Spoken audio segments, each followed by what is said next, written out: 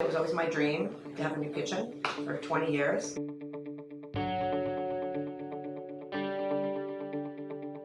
The kitchen was a tiny little room with a wall, and the dining room was over here behind me. And I always had this vision of wrapping the kitchen around the space. So when I was able to realize it with my architects and Chris.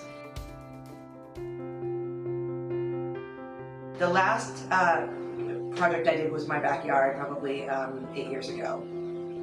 It was very extensive. It went double in budget. There wasn't good communication, which is a lesson to me because I didn't ask the right questions and I wasn't necessarily told up front. Looking for a contractor was a bit stressful. And who has time for that? This was way different. This was a completely different experience. It cut out a lot of guesswork. I don't like to shop around. I like to find what I like and go with it. So that process was key to my getting started on this in a calm and collected manner.